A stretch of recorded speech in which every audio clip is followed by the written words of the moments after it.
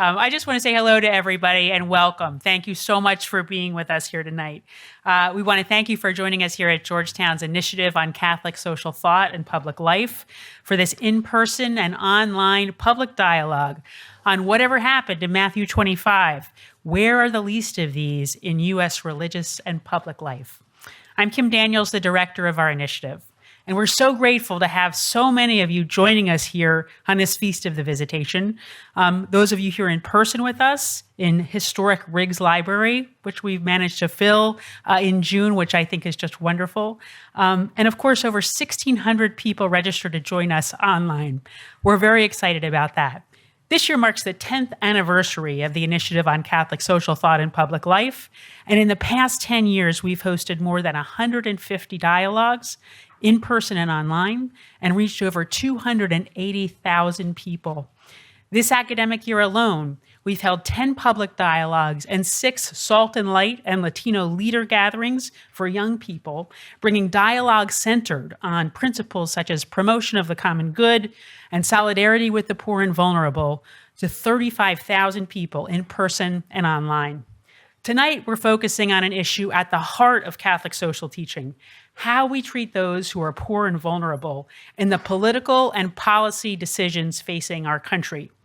Caring for those who are poor is central to the gospel, and how we live that out in public life is a central question for Christians today and in every age. To help answer that and related questions, we've brought together a remarkable group of leaders for this conversation. Ralph McLeod is the director of the Catholic Campaign for Human Development, the U.S. Bishop's anti-poverty program. He's a recipient of the National Keep the Dream Alive Honors Award from Catholic Charities USA. Sister Robbie Pentecost is the executive director of the New Opportunity School for Women in Berea, Kentucky, which provides tools and resources that empower women and their communities. She previously served as executive director of the Catholic Committee of Appalachia. Michael Strain is the Director of Economic Policy Studies and the Arthur F. Burns Scholar in Political Economy at the American Enterprise Institute. He's the author of numerous books and articles, including The American Dream is Not Dead, but Populism Could Kill It, and What Has Happened to the American Working Class Since the Great Recession. Reverend Jim Wallace is the inaugural chair in Faith and Justice and the leader of the Center on Faith and Justice in the McCourt School of Public Policy at Georgetown University. He's a leader in the Circle of Protection, which advocates for those who are poor in the United States federal budget, and the author of multiple books, including America's Original Sin, Racism, White Privilege, and The Bridge to America. And then moderating tonight's conversation will be my friend and colleague, John Carr, the founder of the initiative, who continues to be involved closely in all our efforts and to advance our mission in important ways. John served for over 20 years as the director of the Department of Justice, Peace, and Human Development at the U.S. Conference of Catholic Bishops, directing the conference's public policy and advocacy efforts on major domestic and international issues. John's also a founder of the Circle of Protection and the former chair of the board for Bread for the World. And with that, over to you, John. Thank you, Kim. Come on up front, Chris, and there's still a couple chairs. Thanks to Kim. Kim is doing a superb job as our director. And when she became director and I became founder, one of the things I said I wanted to be a part of was this dialogue on whatever happened to Matthew 25.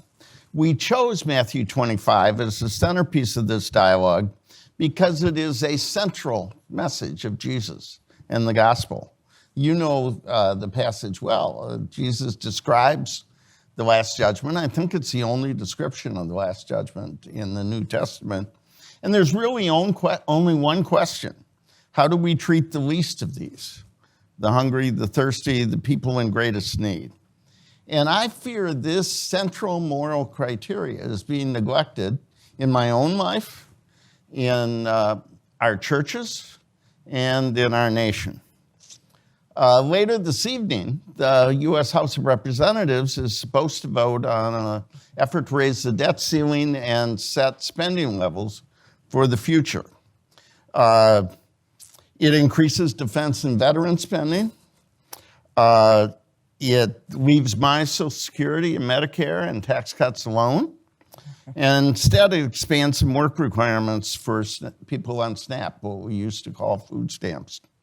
Very importantly, it sets up a framework that will result in intense battles over national priorities in coming years. And it's my fear and my experience, frankly, that those with the least power and the most needs are most at risk in those fights. A lot of people in this room have worked on those. And in our Catholic community, we do some things really, really well. We stand up for the unborn and the undocumented. We feed the hungry. We shelter the homeless. We educate the young. We care for the sick and the old. But a lot of Catholic attention, if you read Catholic Twitter and much of Catholic media, is focused on different questions of orthodoxy and authority and identity and exclusion and inclusion. And those are really important questions.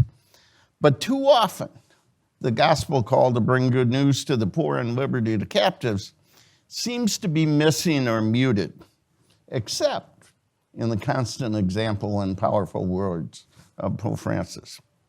What I fear is missing in all this is a consistent, persistent, urgent moral criteria on how the lives and dignity of the least of these are affected by the policy choices of our nation and the life of our religious community.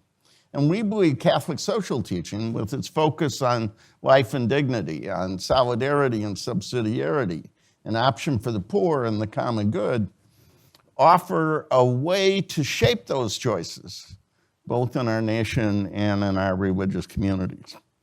I couldn't help notice that today is the Feast of the Visitation. You know the story. Mary goes to visit Elizabeth, her cousin, and there's this incredibly powerful prayer, the Magnificat, which says, "My soul proclaims the greatness of the Lord. My spirit rejoices in God my Savior. He has cast down the mighty from their thrones and lifted up the lowly. He has filled the hungry with good things, and the rich he has sent away empty." These are not the priorities of much of Washington, and sadly, many of our religious institutions. All this takes me to our first question, the folks that Kim introduced. I want to ask each of you, and I begin with that moment when Pope Francis tells his story, that when the votes were mounting up, he was about to be elected Pope. His friend, Cardinal Hermes from Brazil, turned to him, gave him a hug, actually gave him a kiss, and said, "Don't forget about the poor." And Francis said, "That's when I decided I'd call myself Francis." My question to each of you, and I'll begin with Ralph, have we forgotten about the poor? Have we in Washington forgotten about the poor? Have we in the religious community not made the poor a priority in our common life? Well, I'd have to say, John, thank you for that question. From my experience, I would say, if we haven't forgotten about them, we definitely aren't making them a priority. I think there are some good things that are happening in the church as it relates to working on behalf of those persons who are poor, but it's not a priority. It's more important to talk about what color the carpet in the sanctuary is going to be than have an encounter and conversation with a person who's struggling outside the church doors. It's more important to talk about the way that the roof is going to look than it is talking about the person who is struggling with mental illness or victims of violence or those kinds of things. It's just that it doesn't seem to be as convenient. It doesn't seem to be as chic. And I think church folks have kind of forgotten the responsibility, forgotten that part of the gospel. Michael, have we forgotten about the poor in Washington? I think that we certainly give the poor much less attention than we did in the very recent past. You don't have to go back that far. President Obama, when he was president, Paul Ryan, when he was Speaker of the House, had competing plans for how to help the poor, on a path to self-sufficiency, to how to help the poor to escape material hardship. There are things to disagree with both of those leaders. Reasonable people could disagree about the merits of Speaker Ryan's plans, of President Obama's plans, but it was a real discussion. And again, that was not that long ago. You don't really hear that much anymore. The rise of populism on both the right and the left has really focused a lot of attention on the working class. The working class, of course, deserves attention, but I think the point of Matthew 25, and certainly a bedrock of Catholic social teaching, is that we need to give particular attention to the poor, not particular attention to the working class, who by definition are not poor. And then of course, another hallmark of populism has been pitting different groups of Americans against each other. Not so much to make progress, but instead in a kind of zero-sum political, social, economic, class conflict. And I think that those developments have been unfortunate for many reasons. A big one of those reasons is that we've taken our eye off the ball of our obligation and responsibility to help the poor. Sister Robbie, from Kentucky, from Berea, from Appalachia, have we forgotten about the poor? I think we're at a point in history where we blame the poor, where the poor are being scapegoated. For many of the women that I work with, feel that. They feel they're not accepted. They feel like they're judged. That they're, especially people with mental illness, those that are struggling with addiction, certainly those that are trans or LGBTQ. So many of the people that are on the margins in our society today are scapegoated, and they're the ones. I mean, now the whole work requirement is the assumption that people are lazy, people aren't willing to work. And statistically, we know that isn't true, that many of the folks want to work, but making work that's dignified, making work that is accessible is really, I think, where we need to put our attention in policy work. We need to be talking, frankly, to the poor. They need to be engaged in these conversations, and too often they're left out. One of my friends has a phrase, not about us, without us. Mm-hmm. And I think that's absolutely what we have forgotten to do, both in the church today. We're not bringing those that are on the margins into our sanctuaries. You know, oftentimes we're just leaving them out the door and they don't feel welcomed. Whether it's someone that is trans, whether it is someone that is has less money so they don't show up in fancy outfits.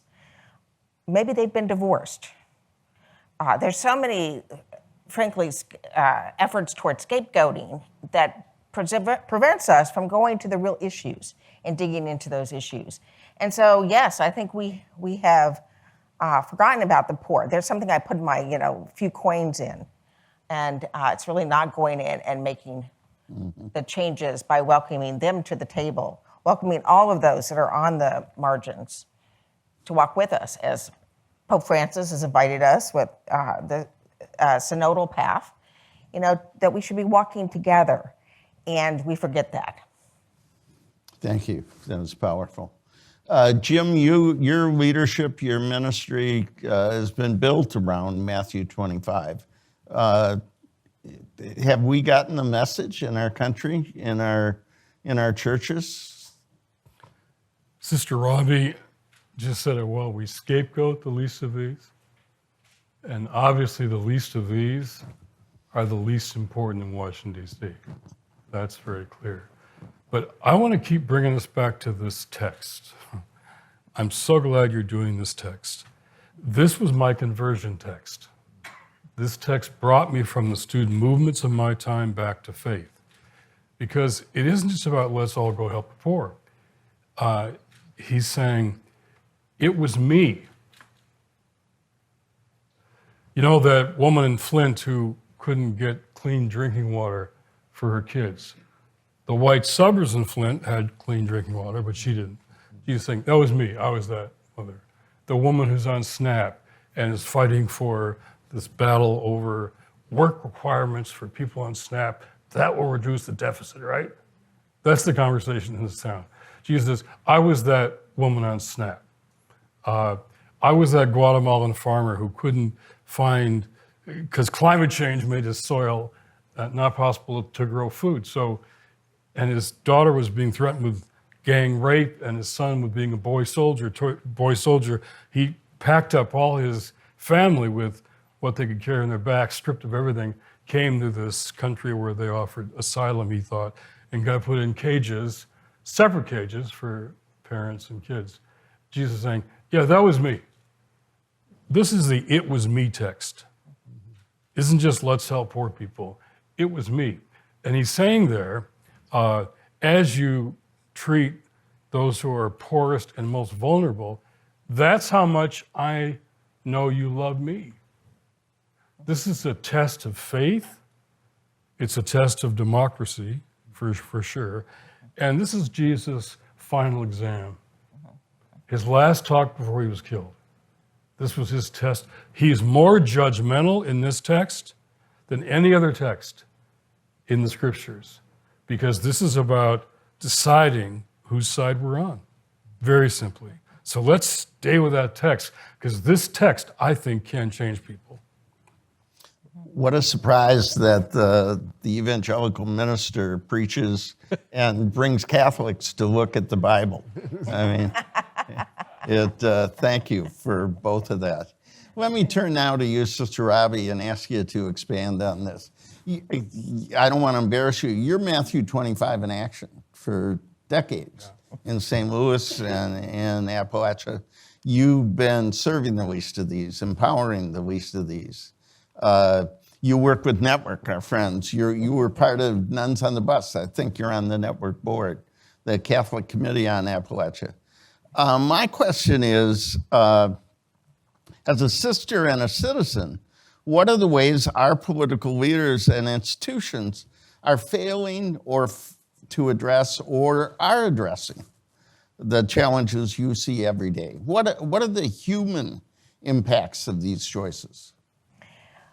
Well, I was laughing at that question when I was thinking about it because, of course, I went to all the ways that we're failing and not to the ways that we've succeeded. But I do want to start out in my comments to say that I think one of the things that I've seen the results from is the Affordable Health Care Act and the impact on mental health. The funding for mental health has drastically started changing access. And I can tell you in the last few years, the women coming through the program that I work with now, for them to have access to counseling as they deal with the traumas that they face in their lives, as they look at how to set their goals, move forward, to have that access is so important. And so I applaud that. I think, however, we miss the complications. We make things overly simplified. And for instance, I'm going back to the work requirements. I'm kind of stuck on that because what we find in rural communities across this country, and particularly in the Appalachian region, is it doesn't work. There aren't jobs, transportation to the jobs. I lived in a county for almost 14 years without a grocery store. So access to jobs, to grocery stores, to medical facilities is a real challenge for our folks, unless they have a car or a vehicle. And if they do, it's usually unreliable. It's usually really in sad shape. But let me tell you, our people are resilient and they're clever and they figure out how to make those vehicles work. Do you think most of us would be able to play and figure out? And I mean, I'm amazed. I am totally amazed at what those that I work with and have encountered bring to the table. They bring a lot of skill. They bring a lot of, but they They want dignity. They want to be recognized and supported and honored for who they are, not what we want to make them into. And so I think I go back to Pope Francis and throughout much of his writings and what he has brought to us, he talks about encounter. And I think that's where I think a lot of our politicians could benefit, is encountering the poor, encountering the reality that they face, whether it's, in the Appalachian region or the inner city. I've lived in both. But I think we tend to oversimplify. The jobs aren't available in the rural communities. Even the skills, we haven't matched the skills. So I think we need to really, when we talk about policies to get folks really having a life that they can really have income that's, give them a dignified life, let them live fulfilled lives. They need to have, they need to be at the table helping design those programs and helping to figure out. That's what I think is as a solution to it, because it's more complicated than oftentimes we hear from Washington or even at our state level. They've tried this with services in the state of Kentucky, so it didn't work there either. You're a Franciscan sister. You talked about Francis.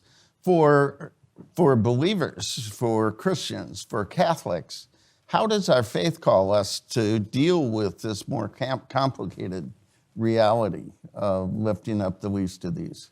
I think it calls us to enter into life with those that are on the margins, and not to be tucked away in our comfortable zones where we're not encountering people. It's easy for us who have education, who have financial means, to forget about how do I feed myself. Right now, the prices of food, we all are complaining about the prices in the grocery stores. But how do those that Washington wants to cut, their aid, how are they going to make it? And so we as people of faith have to be out there. As a Franciscan, walking with the poor is really essential. But secondly, it's also having us really call out to our leaders and challenging them to really make a difference for those that are on the margins that really struggle day to day. Thank you. Jim, I have a new bookcase at my house, and I was putting my boxes of books away, and I have a whole shelf of Jim Wallace books. And the one I chose to bring tonight was called God's Politics, What the Right Gets Wrong and the Left Doesn't Get It. There's some of that going on now. What I want to ask you first is about public life and how we make a difference. And you and I were in the White House. You talk about the text. And some people in this room know Bishop Ramirez from Las Cruces. And he looked across the table at President Obama, and he said, in our Bible, it says our judgment depends on what we do for the least of these. In Washington, you seem to have a different Bible. It's what you do for the most of these, or for the forgotten middle class. And I'll let Jim talk about what Obama did. Bishop Ramirez speaking for the Catholic bishops on that day. Right. We had Obama and all his economic advisors, his whole team, and we had Salvation Army, we had National Association of Evangelicals, all there. And he says, we're at this table, the bishop said, because of a text that does not say, as you've done for the middle class, you've done for me. It says, as you've done for the least of these, you've done for me. And Obama said, I know that text. And I said, yeah, I know you know it. So we're asking you to exempt from the sequester, that was the big battle, exempt from the sequester all low-income programs for poor families. Exempt them. His whole team rose up, oh, no, we can't. All the Democratic advisors, oh, we can't do that. The middle class is important. Well, I'm going to say network is here tonight. Mary Novak, thank you. Catholic Women Religious saved the Affordable Care Act. Saved it. Let's some applause there. Saved it. And the difference is encounter. As Sister said, the problem with people in this town, at both sides, they don't know any poor people. They have no relationships. So the whole team, we argued, John, for an hour with his team. They said, no. We thought we'd lost. We walked out feeling defeated. They said, no, we can't. I got a call 3 hours later from the counselor to the president, who said, the president has changed his mind. He's reversing his course. And he informed his staff that we're going to exempt all those programs. Hundreds of millions of dollars for millions of people were exempted out of that meeting. And then he said to me, it's because of the breadth of the group you brought and because of the text. Because of the text, which got to Barack Obama. And even in this debt crisis debate, I had people on both sides raising Matthew 25 in private conversations. I have a Republican governor friend who calls and says, I realize as a Catholic that if I don't care for the poor, I'm going to hell. He knows that, and he keeps going back to that. He got the text right. Amen. So in that case, I know... And he may go to purgatory. That's right. So I saw Obama's face when the text came out, and I know he knows the text, and we said that, and the text reversed the course, and who was in the room. So it is encounter, the Pope's word, it is encounter, and you work all the time on the ground with people who are encountering. And if you know work requirements don't work, why would you keep talking about them? The child tax credit. Well, we had some senators, including Democratic senators, said, well, these folks are using that for, well, drugs and stuff. All the data shows otherwise. They're using it for food for their kids and paying the bills and school supplies and doctor's visits. But they just don't know any poor people. You know, so we have an encounter problem in this town. So how do we take what's real? How do those of us who are people of faith, Jesus followers, take what's real among real people and bring it back to this town? And so I think this text has a power because he is saying, it was me. It was me. And that's not I read that as more radical than anything I'd ever read, more than Ho Chi Minh, Karl Marx, and Che Guevara combined. And I chose him over them because Jesus was more radical than all of them. And I think if we get back to that radical text, is the evangelical in me, the radical text, I think it's in some hearts and minds. We got to put Matthew 25 in people's faces. Michael, it's a powerful story. There's a footnote to that story is when Obama and the administration said, we're going to go for that, but you got to get Paul Ryan and John Boehner on board. And the next set of meetings, Jim was a part of this, a number of us were. And at that time, Paul Ryan and Speaker Boehner said, yes, we'll draw a circle around those lifelines for poor families.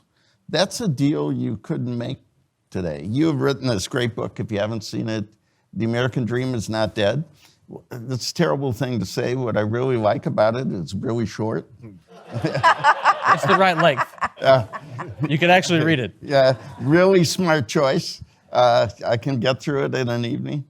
And you make the case that the American dream belongs to everybody. There was, people must know, American Enterprise is a preeminent conservative think tank here. You have taken your conservative commitments and your Catholic faith and put them to work in trying to lift up the poor. There was in your party and in the conservative movement a thing called compassionate conservatism that seems to have died a bitter death. What happened and why? Well, I think a big part of what happened was external events. I think compassionate conservatism is, of course, associated with President George W. Bush. As the Bush presidency was ending, we had the 2008 financial crisis, which was horrible for the poor, certainly. Also really bad for the middle class as well. The crisis began in 2008. It took until 2014 for the median wage to recover. That's 6 years where half of workers had a lower wage than they had in 2007. It took an extra year for the 20th percentile wage to recover. And that experience, I think, really kind of lit this populist fire that we've been living through. It led to President Obama declaring that inequality is the defining issue of our time, the gap between the rich and the poor. It led to the rise of Bernie Sanders. It led to the rise of President Trump, and it kind of created a culture of anger and resentment and grievance, and created a zero-sum mentality where different groups of Americans were really pitted against each other, as opposed to, I think, what we had before that, which was, certainly not perfect, but which was a sense that we can all do better together going forward. And that manifested itself in very kind of particular policy proposals and policy positions. The narrative in Washington is that Republicans and Democrats can't agree on anything, and that's the problem. There's actually enormous agreement among Republicans and Democrats about some really important things. There's agreement that the bottom 98% of income earners should not see their taxes go up. Republicans don't want to raise taxes on anybody. Democrats only want to raise taxes on the top 2%. There's enormous agreement that Social Security and Medicare spending should not be cut. There is agreement that defense spending should not be cut. Well, if you're not going to raise taxes, you're not going to cut Social Security spending, you're not going to cut Medicare spending, and you're not going to cut defense spending, then you're left with this relatively small portion of the budget that includes highway money, that includes money for national parks, that includes money for the FBI, and that also includes all the social programs that support low-income families. And we focus all this attention there because both parties agree on all the other stuff. And so the arguments are whether we should raise taxes on the people making $500,000 a year, and whether we should cut spending on the poor. And that is a bad place for our arguments to be. We should be talking about how all of society can contribute to long-term prosperity, to a sustainable path for the federal budget, with a preferential option for the poor, with those programs for the poor ring-fenced and protected. Yeah. What would be Matthew 25 agenda that you think could draw support across the aisle? Oh, well, that's a good question. I think there could be bipartisan support, not unanimous bipartisan support, but you could find both Republicans and Democrats who would agree that we need to do more to support work.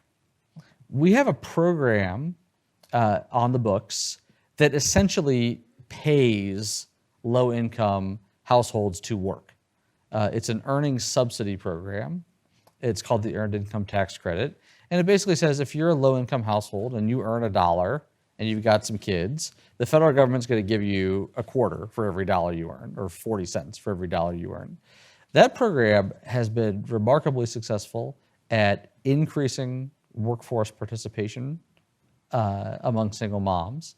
It's been enormously successful at pulling people out of poverty, and it's been successful at putting people on a path toward self-sufficiency. That program, I think you could get some bipartisan support around. I think you could get some bipartisan support around reducing barriers to upward mobility in the labor market. The last time I looked, you had to spend more time in training to get a license to cut hair than you needed to get a license to be an EMT. That's just crazy. Why is that? Because the cosmetologists don't want more cosmetologists, because then their wages will drop. Getting rid of some barriers like that, I think, could have bipartisan support, and there are a half dozen other things I think that could as well. Thank you. Ralph, we're talking about Kentucky, about how complicated things really are. We're talking about a text that makes a difference. We're talking about how the economy has led to a sense of grievance and pitting people against each other. CCHD is one of the most remarkable things. For 50 years, has helped people organize to affirm their own dignity and demand their own rights. What does Matthew 25 look like from the bottom up, from the work of CCHD? Yeah, that's a good question. I think the whole notion of it, I want to just echo what was said earlier in terms of encounter, the importance of encounter. CCHD encourages folks to encounter. It encourages folks to remove barriers that keeps folks from each other. The only thing I would add to that is the notion of the whole importance of encounter and accompany. That you don't just encounter for the sake of encountering folks, but you also accompany folks to help them to reach the dignity that God wants all of us to live up to. The one thing I would mention now, especially as we identify and bring up the suffering of folks who are poor or in poverty, that we also acknowledge that there are folks who benefit because they're suffering. There are folks who exploit those persons who are poor. And we look at ways like in labor and wages that hasn't shifted, housing patterns where folks are developing housing and leaving out folks with low income and working families for housing, even some of the banking systems. I mean, folks are benefiting because more people are poor. And I think it's important that we call that out. But in terms of the low-income community organizing and economic development that I'm exposed to with the Catholic Campaign for Human Development, folks are frustrated and somewhat distrustful of politics as we know it. They have embraced democracy, but they struggle with having to trust persons that are elected because there is a huge disconnect. There is no encounter. There is no encouragement of them to even get into the boats that can rise and that everybody's going to be able to rise in. There is no coordination like that. It's a huge disrespect. Mm. Let me take you back to one of your first comments. We focus on the roof and the rug in the sanctuary. It's even more complicated than that. We have this paradox where Pope Francis talks about the poor all the time, and our major religious institutions don't seem to focus on the poor very much. I'm in a great university. We have more work to do. The Bishops' Conference has more work to do. Our dioceses, our state Catholic conference, how do we make the priority for the poor that Pope Francis has put at the center of Catholic life more a real part of Catholic life? Yeah, I think sadly, and Michael alluded to this a little earlier, folks have have chosen sides and dug in and entrenched their way of thinking, and they associate their faith with that, which has nothing at all to do with the gospel. I mean, it's in terms of just loving one another, it has nothing to do with that.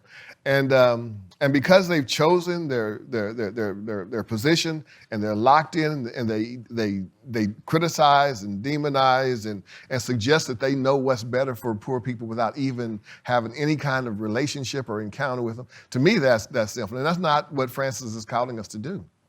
Yeah. We're good, Jim. The 11% it's 11% of the budget where this battle's taking place, as you said. And so the idea of a budget as a moral document has got to be lifted up again and again and again. Mike Gerson, we were talking beforehand, compassionate conservative, he just untimely death. Mike and I once had a project. We took 10 of the biggest poverty problems. Then we found a legislative assistant for a congressperson or a senator across the aisles who had to be people of faith. People of faith, Democrat, Republican, and they had to work together on solving that poverty problem, have as many lunches or coffees as they needed to, and bring us back their best solutions.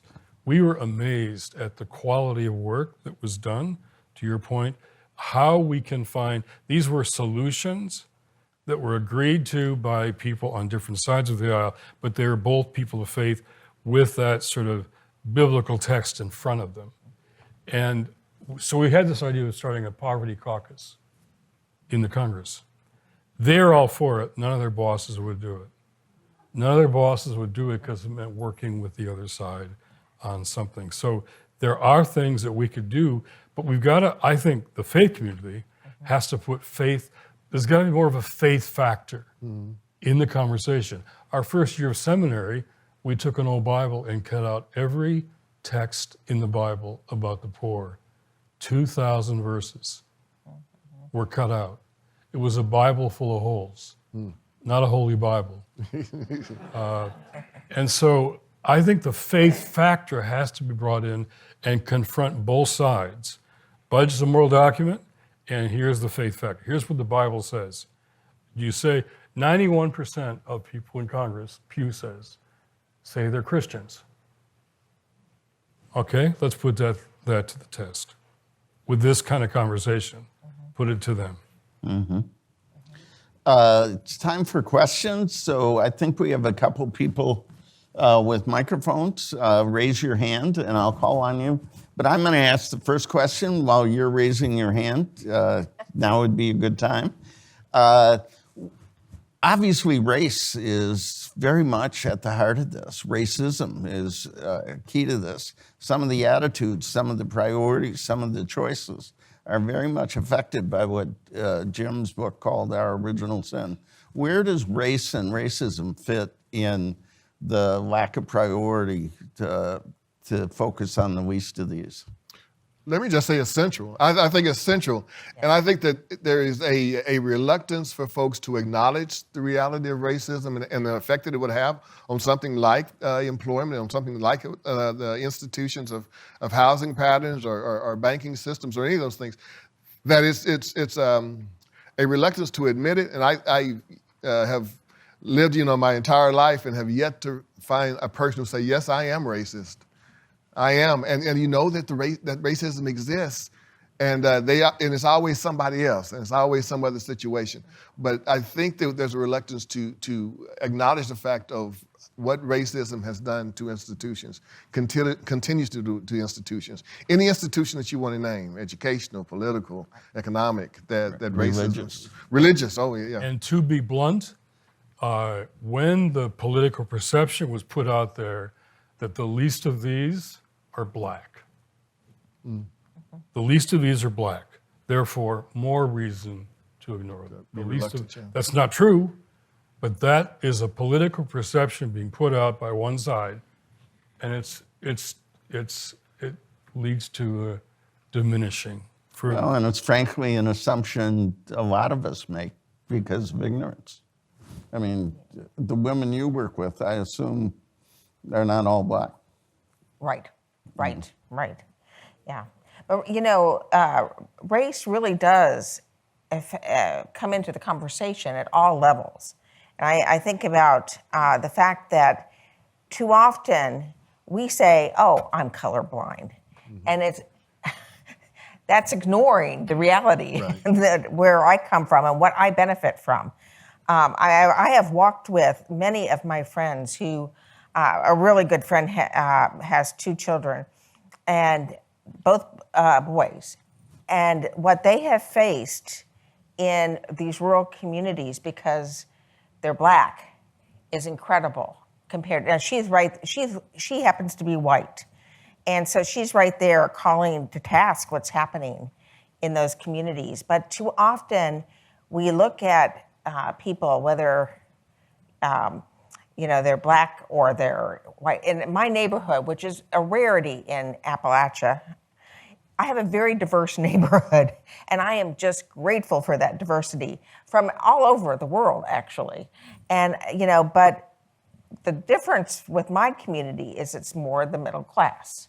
So we miss that element. And yes, most of the women that I work with, because most of the folks in the Appalachian region of Kentucky are white. And so poverty, certainly the facts show that poverty among whites is greater proportionally. So we often just make those assumptions, but we also know that tax policies, which I learned from my friends at Network, having been on the board. We all learn about taxes from Network. And how that's shaped, and I use that with my staff as well as with the women, because a lot of our women don't understand this whole issue. And so it's an opportunity for me to educate the women to understand, why, because for them, they've been neglected.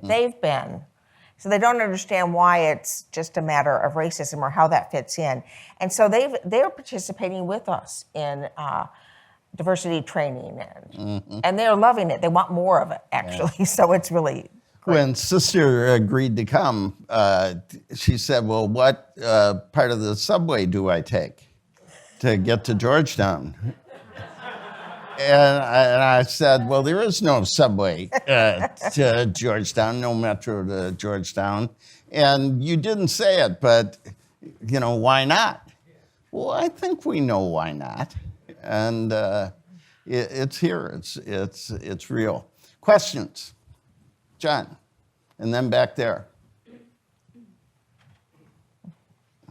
Well, I had an earlier question I was going to ask, but following up what you're saying right now, we have a lot of people who are very poor because the society was structured so that they remain poor. Thinking about Black farmers. Roosevelt had to cut a deal with Democratic senators for farmers, and it was structured in that Black farmers would get less. Black veterans would get less. We all know that. So how do you figure that into this question of the least and these reparations, thinking of reparations? My other question was, in Europe, we were just back from Rome with the president last week. They're talking about they're running out of ammunition. They're reopening factories because NATO is supplying ammunition to Ukraine. So this whole defense budget thing, which we thought was going to be a dividend 20, 30 years ago, I guess, isn't. And that's untouchable. And yet we're about ready to spend more on munitions than we've spent in a long time. So. Okay. Well, we're talking about race. Let's be clear. We're in a wonderful place that is built on the work and, in some ways, the sale of human beings. So it's pervasive. There was a question back there. Thank you so much for the amazing reflection. I'm Esteban. Identify yourself. Yes, I'm Esteban Morales. I'm from Colombia. I'm a graduate student at the School of Foreign Service. Wonderful. I came from experience, and I have to be really grateful with the life, because I'm did the spiritual exercises through the Jesuit support always. And we had in Colombia a Jesuit that is called Francisco de Rue, and he always said something about how we can, increase our effort to be close to the poor. And it's precisely the spirituality, how we, and that is my question, how we promote more spirituality spaces if we know that the sources, for example, the spiritual exercises of Saint Ignatius make us able to be more close to this spirituality, to see Jesus in the daily life. CCHD is about helping people be heard and act on their own. It's also about building bridges. How can bridges be built? And I think it has to be deliberate. You have to deliberately and be intentional about what my grandmother would say: go across the railroad tracks, and don't stop at the railroad tracks. Realize that there are barriers, there's difficulty, it's going to require effort. But I don't think it's anything that you can suggest that it's just going to happen naturally. That to make those kinds of encounters that CCHD has been able to be successful at over the years, it's because we intentionally and deliberately institutionalize the fact that you have to be a low-income board of an organization. The board has to be totally low income for them to be eligible. And in that case, we have an opportunity to hear the hopes, dreams, concerns of folks that aren't on anybody else's radar. And that's a way that we've been able to do that. It has to be deliberate, has to be intentional, and it has to be effective. A current example of that, Pedro Rupe, by the way, the chair, the Rupe chair, is here with us tonight. But we had a conversation here in this university last week about the apostolic preferences for Georgetown. And Rupe put forward, one of them said, learning to walk with the poor. So in the conversation with people from all these different departments, I said, shouldn't that mean, if that's an apostolic preference, shouldn't that mean that all Georgetown students, no matter what their major in, no matter what their school or department, being a Georgetown student means that somehow you've been taught what it means in your field of life to walk with the poor, to walk with the poor. See, that's the kind of hard question we have to ask of all of our institutions. If that is, Father Rupe said that, it's heralded around here. Do Georgetown students feel like they're getting that in their classes and their curriculums, learning what it means? Not just go for a soup kitchen every month, but to walk with the poor in your vocation and your career. That's what's got to be taught at this place. Michael, we're talking a little bit about building bridges. You're a bridge builder. One of the really encouraging things was a while back, AEI scholars and Brookings scholars got together, more progressive, more conservative, and tried to identify a common thing. How do you build bridges in a polarized time, in a polarized capital? Well, it's very hard. It's getting harder, and I wonder if we'd be able to do that again. I'd like to think we would, but when we did that work, temperatures were a little cooler here in town.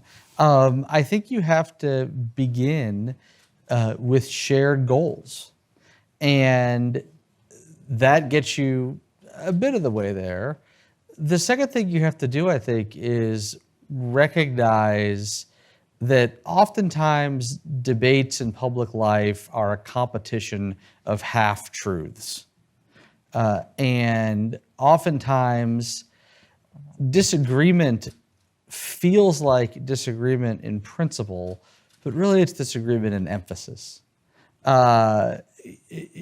Conservatives generally believe in the safety net. They believe that in a nation as wealthy as ours, no one should have to fall too far. They believe in economic security. Liberals, progressives generally believe in personal responsibility and believe that people have an obligation to themselves and an obligation to their community to make their own way in the world and not to take from others unnecessarily. And the difference is that progressives emphasize security, conservatives emphasize responsibility. But if you just get people to calm down for a minute, they'll agree that you really need both. And that you can't provide security in a macroeconomic sense, and you can't require personal responsibility among people in their daily lives unless there's economic opportunity for people to actually exercise that responsibility. And so, when you recognize that a lot of the people you disagree with are people of goodwill, who are intelligent people, who just place a different emphasis on parts of these complicated problems than you do, you can kind of start to see a path forward. And that used to happen in Washington. It used to happen in Congress. It used to happen in rooms like this. It used to happen at places like AEI and places like the Brookings Institution, much more than it does. Now, we're much more interested in demonizing our opponents. We're much more interested in this kind of like performative ideological purity, where you go on social media or you go into a meeting and you demonstrate how pure you are. The entire objective of the encounter has changed from finding consensus to demonstrating how great you are. Well, none of that goes on in the Catholic community.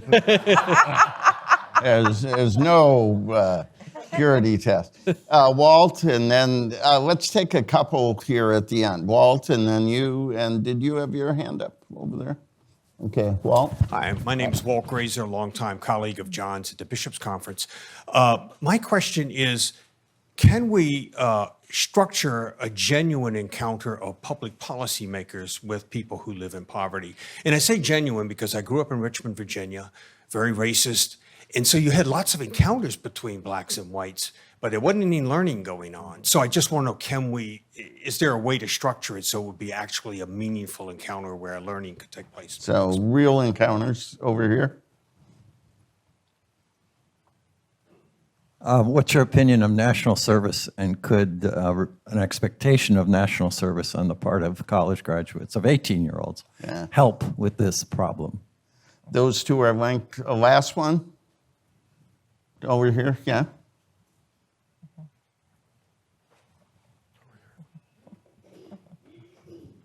Hello, I'm Michael Sims. I'm a recent graduate from the Aging and Health degree here at Georgetown. So talk about vulnerability, huh? It's encouraging to see that many scholars have begun to incorporate an understanding of vulnerability as just a baseline measure of the human condition without defining it in terms of who the poor are, just as an example.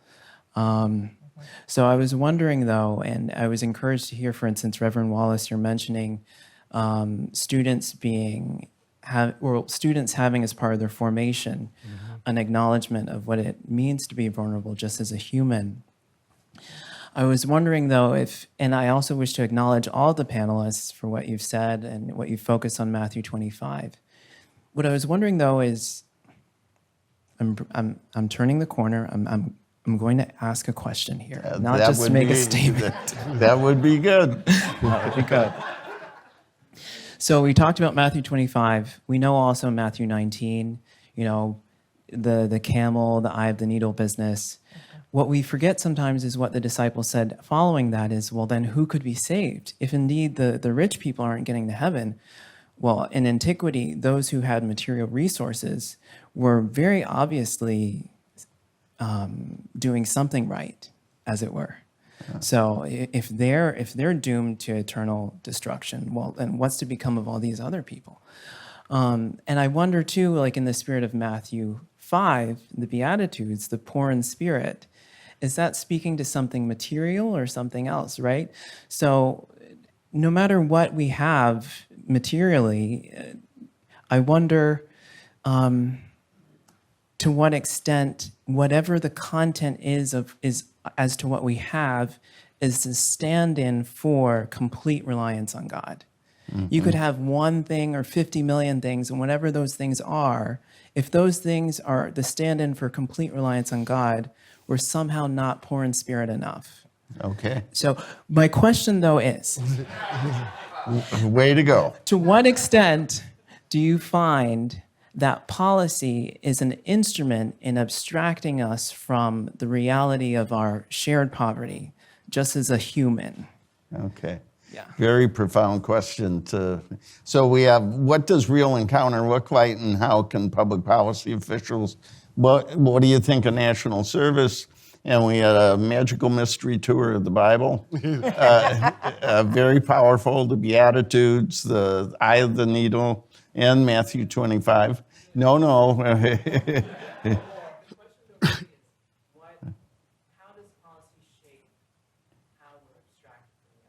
Yeah. So, and a comment on very thoughtful, very profound things. What does it matter in some ways? And if you want to add a final comment, this is your chance. So pick a question, add a final comment, and then I'll wrap us up. Let's begin with Michael.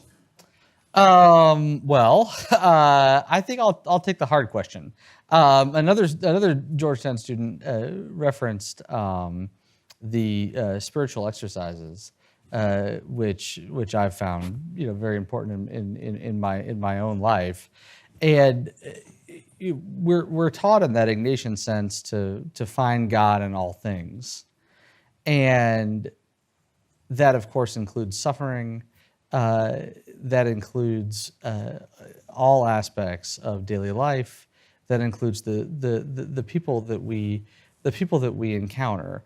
And I think that there is a sense that public policy debates can be about budget figures, and public policy debates can be about work requirements, and public policy debates can be about if you turn this knob a few clicks in that direction, you'll get 1 million more workers, and a few more clicks, and you'll get an extra million.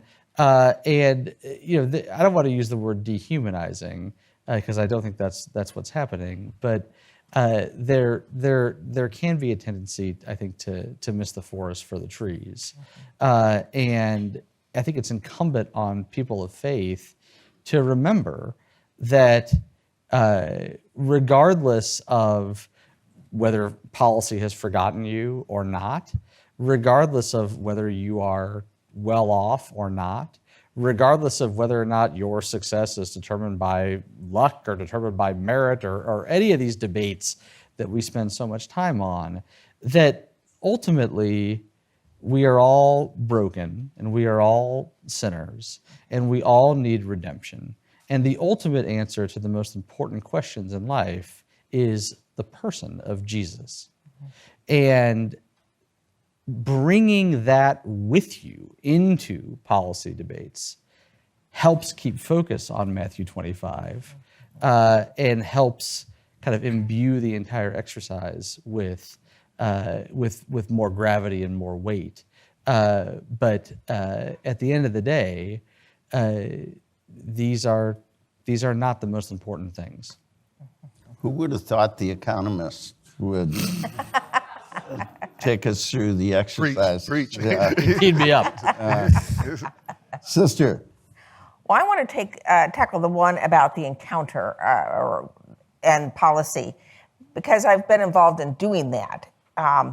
Not with, I used to work with a friend of mine who some in this room may know, Father John Roush. He was a Glen Mary priest, and he and I would do pilgrimages to the Holy Land of Appalachia.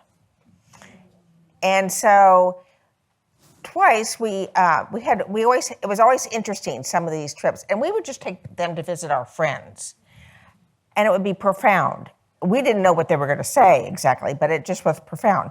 So once we had a couple of guys who were in healthcare. They were investment folks in healthcare, and they came with the intention of proving that single payer wouldn't work. That the competitive marketplace was really what we needed. Okay, come to Appalachia. So these guys came, and they were determined every place we took them, and we just introduced them to our friends, people that ran clinics, free clinics, people that ran nonprofit clinics, hospitals in a region that is very poor.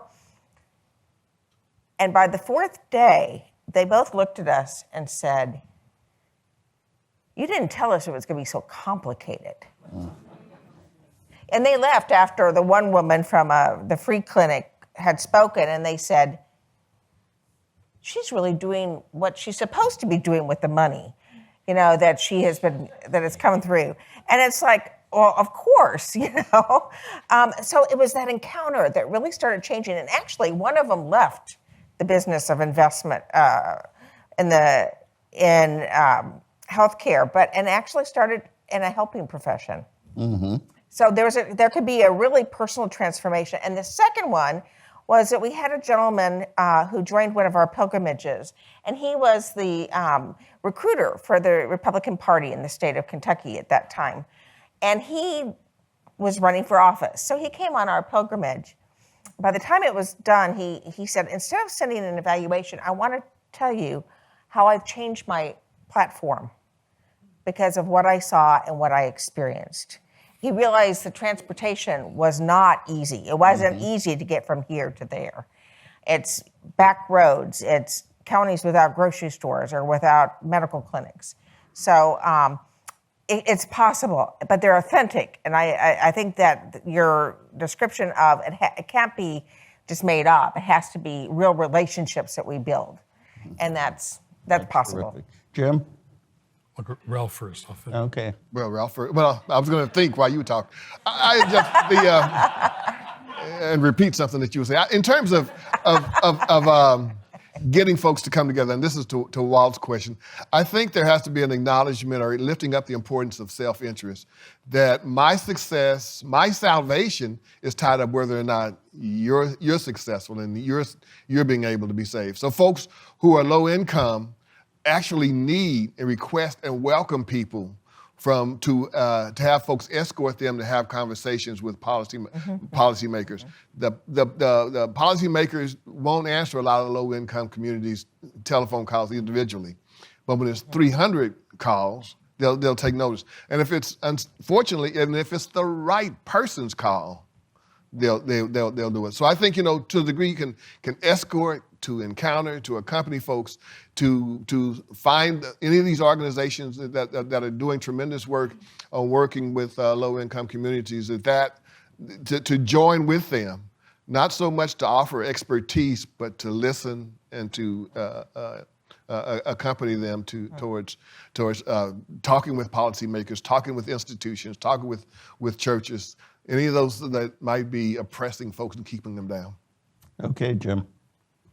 Your word, vulnerability, I want to lift it up and put it together with another word called proximity. Everybody, including Republicans and Democrats, and even the top 1% and the bottom, we all know at some point in our lives our human vulnerability. Ourselves, somebody we love and care about, things that we can't control, you feel vulnerable. We have to be proximate to each other's vulnerabilities. That's what isn't happening now. And that's what this text is about, proximity. And I'll just finish with a quick story. My siblings here helped to start Sojourners many, many years ago. And in our neighborhood of pre-gentrified Columbia Heights, we had a food line every Saturday, and 100 people lined up to get a bag of groceries. Wasn't particularly complicated, it just was, but it was like, 20 blocks from the White House. People are in line for a bag of groceries. I would always make sure I was home for that, just to hear the person pray who always prayed. We talked about her last night. Her name was Mary Glover.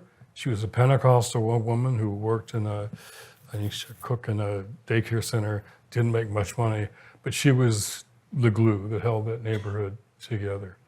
And she was our best prayer. She prayed like she knew to whom she was talking, like they'd had a conversation going on all the time. And I always wanted to go home to hear her pray the same thing every week. She said, "Thank you, Lord, for waking me up this morning, and that my room were not the walls of my grave, and my bed was not my cooling board. Cooling board, yeah. Thank you, Lord." Then she prayed this prayer: "Lord, we know that you'll be coming through this line today. So help us to treat you well." Now, because this is my conversion text, I read every commentary I could ever find in Matthew 25. That's the best commentary I've ever heard. Lord, we know that you'll be coming through this line today. So Lord, help us to treat you well. We got to see Jesus coming through the lines. All the lines of our lives and our world. She saw Jesus, not just a hungry person. Lord, help us to treat you well. She felt the proximity. This passage is about proximity, and it is proximity to Jesus. It isn't politics. It isn't deals. It's proximity to Jesus. And that, I think, is the only way forward. What a powerful way to bring this to an end.